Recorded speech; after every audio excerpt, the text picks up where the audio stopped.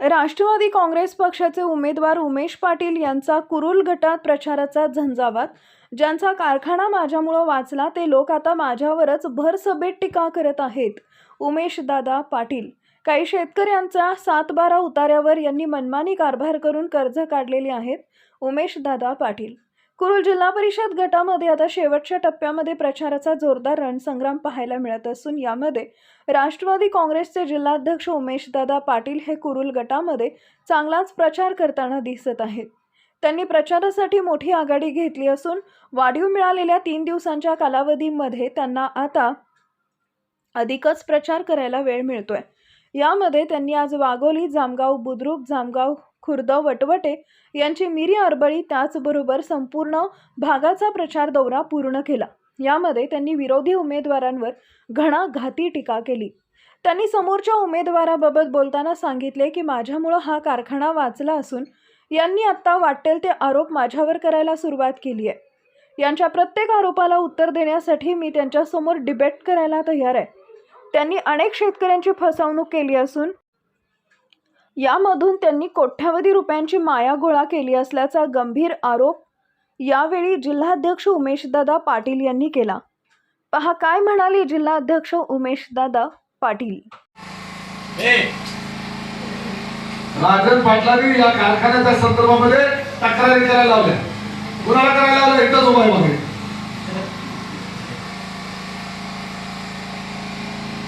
नाव घेत नाही, परंतु त्यांनी तक्रारी करायला लावल्या.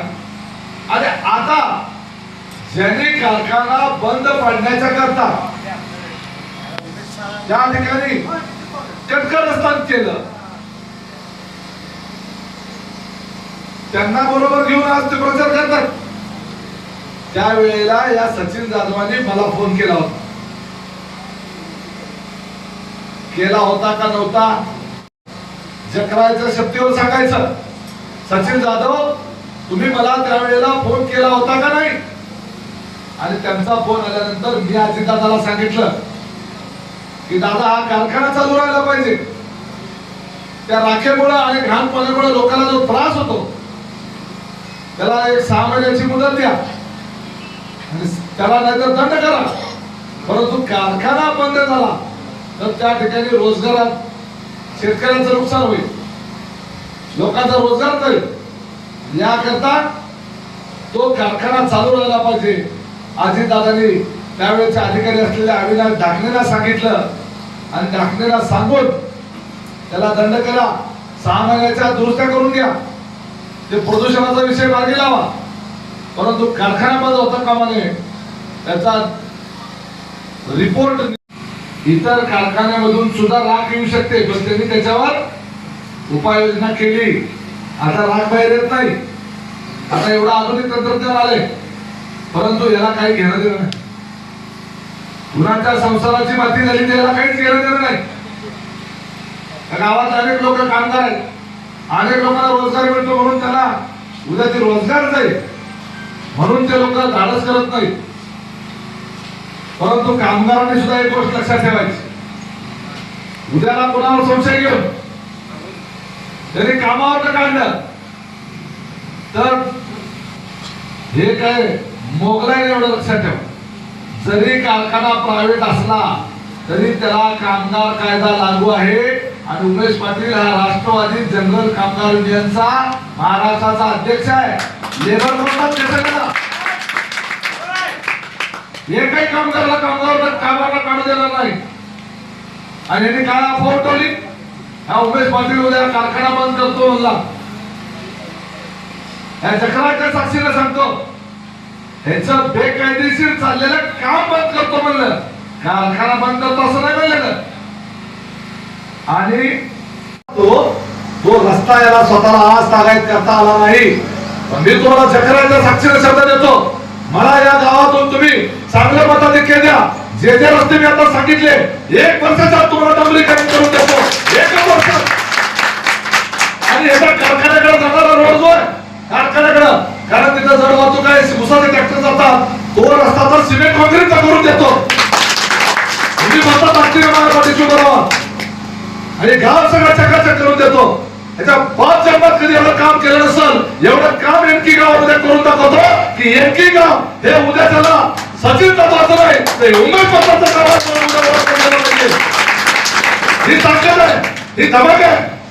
आज माझ्या नरखेड गाव भागामध्ये आम्ही एवढी कामं केली म्हणून विरोधकाला तिथं उमेदवार सुद्धा मिळाला नाही. भविष्यामध्ये ह्याची तलब सुद्धा होणार नाही निवडणूक लढवण्याची. आज या ठिकाणी व्यापार करायला आलाय, धंदा करायला आलाय, धंदा कर सचवलेले कर. आज 4-4 टनाला काटा मारतो एका केबला 4 टन. आज काल मला या सीझनला सुद्धा निवडणुकीला उभारलाय पुढारी. आता लाज वाटली पाहिजे. मागच्या 8 दिवसापूर्वीची पावती आहे माझ्याकडं, आपल्या अजिंक्य शिरसागरनं मला दिली. अंकोलीची पावती आहे. 19 तारखेला पहिली त्या शेतकऱ्याची पहिली खेप झाली. मोकळ्या ट्रॅक्टरचं वजन होतं 8 टन.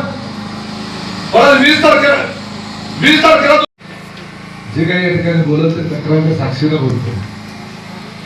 आणि मी काल 2-3 दिवस झालं जो कारखानदार समोरचा उमेदवार आहे राजन पाटलाच्या पार्टीकडनं उभारलेले त्या सचिन जाधवांना मी आवाहन करतोय. मी जे प्रश्न उपस्थित केले, मी जे मुद्दे मांडले आणि मी जे आरोप केले ते खोटे आहेत म्हणून जकराच्या मंदिरात येऊन मूर्तीवर हात ठेवून सांग. आज मी जकराच्या समोरच आहे. मी जर खोटं बोलत असेल तर मला शिक्षा करेल.